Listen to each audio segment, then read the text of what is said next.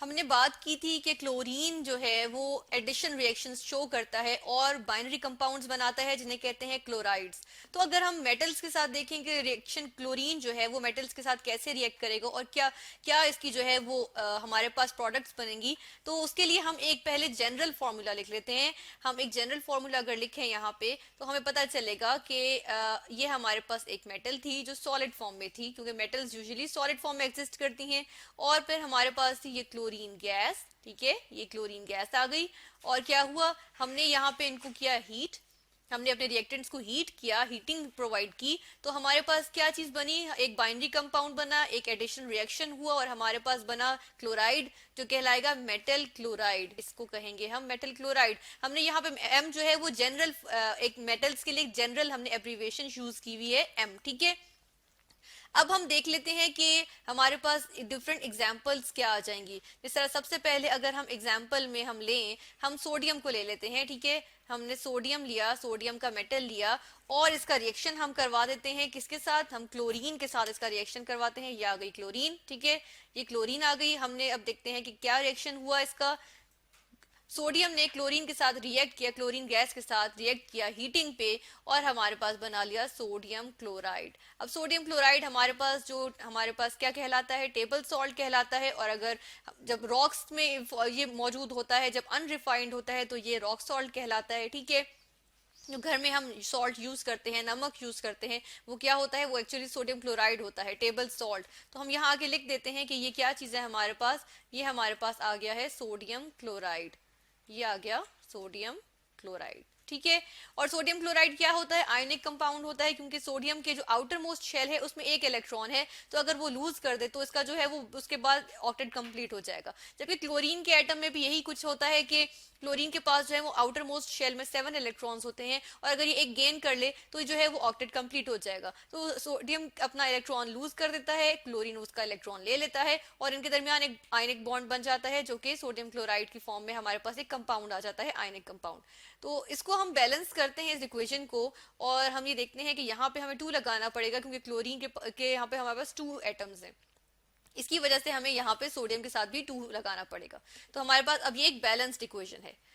फिर हम देख लेते हैं क्लोरीन का, हम रिएक्शन देखेंगे जिंक के साथ। तो हम जिंक के साथ अगर क्लोरीन का रिएक्शन देखें कि ये हमारे पास जिंक की मेटल थी, ठीक है, इसने रिएक्ट किया क्लोरीन के साथ, ठीक है, ये आ गई हमारे पास क्लोरीन फिर से। और हम ये देखते हैं कि क्लोरीन का जिंक के साथ रिएक्शन हुआ तो हमारे पास क्या चीज बनती है, हमारे पास बनता है जिंक क्लोराइड। हमने कहा कि एडिशन रिएक्शन होगा और हमारे पास जो है प्रोडक्ट जो बनेगी वो हमारे पास मेटल का क्लोराइड बनेगा। तो यहाँ हम जिंक का रिएक्शन होगा, हीटिंग होगी, हीटिंग करेंगे तो हमारे पास जिंक क्लोराइड आ गया, ठीक है। और हम आगे लिख देते हैं कि ये हमारे पास एक्चुअली है जिंक क्लोराइड, ठीक है, ये हमने लिख दिया आगे कि ये आ गया हमारे पास जिंक क्लोराइड। फिर हम देख लेते हैं कि क्या ये इक्वेशन बैलेंस्ड है। जी बिल्कुल, ये इक्वेशन बैलेंस्ड है। अब हम बात करेंगे एक और मेटल की, हम बात करेंगे एंटीमनी की। एंटीमनी को हम जो है दूसरे लफ्जों में या हम इसको जो है वो लैटिन में अगर देखें तो एंटीमनी को कहा जाता है स्टिबियम। एंटीमनी को स्टिबियम कहते हैं। स्टिबियम क्या होती है, हम देखते हैं, स्टिबियम Sb, ठीक है, ये सॉलिड फॉर्म में ये मेटल आ गई, ठीक है। इसने किया रिएक्शन क्लोरीन से, ये हमारे पास क्लोरीन फिर से आ गई, ठीक है। और हमारे पास क्या चीज बना ली इसने, इसने बना लिया स्टेबियम क्लोराइड। ये हमारे पास आ गया स्टेबियम क्लोराइड, ठीक है, ये स्टेबियम क्लोराइड आ गया हमारे पास जो सॉलिड फॉर्म में था। और हम आगे लिख देते हैं, इसको स्टेबियम क्लोराइड नहीं कहते, इसको हम एंटीमनी क्लोराइड कहते हैं, क्योंकि हम इसका जो कॉमन वर्ड है इसके लिए वो एंटीमनी यूज होता है, तो हम इसको एंटीमनी क्लोराइड कहेंगे यहाँ पे, ठीक है। हम कहते हैं कि ये हमारे पास आ गया स्टेबियम या एंटीमनी क्लोराइड, ये है एंटीमनी क्लोराइड, ठीक है। फिर हम देख लेते हैं आयरन के साथ। आयरन जो लोहा जो होता है, आयरन जिसको लैटिन में फेरम कहा जाता है और उसको हम एब्रीविएट करते हैं Fe, ठीक है। सॉलिड फॉर्म में हमने लिया आयरन का पीस लिया, मेटल का पीस लिया, आयरन मेटल का पीस लिया और हमने क्लोरीन के साथ रिएक्शन करवाया, ये फिर से हमारे पास क्लोरीन आ गई, ठीक है। और हमने क्या देखते हैं कि हमारे पास रिएक्शन हुआ और हमारे पास बना फेरिक क्लोराइड, ठीक है। हमारे पास 2 तरह के जो है वो आयरन के जो है वो कंपाउंड्स होते हैं, फेरस और फेरिक। तो यहाँ पे हमारे पास क्या बना, हमारे पास फेरिक क्लोराइड बना और हम जो है वो यहाँ पे लिख देते हैं कि ये हमारे पास एक्चुअली बना है फेरिक क्लोराइड, ये आया है फेरिक क्लोराइड, ठीक है।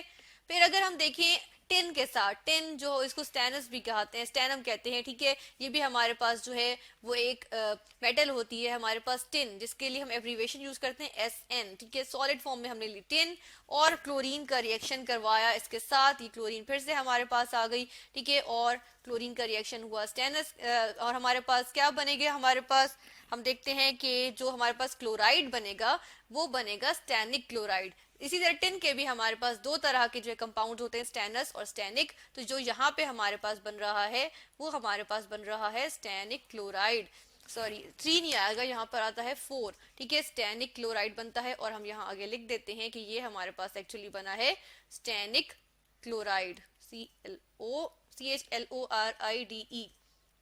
स्टैनिक क्लोराइड आ गया।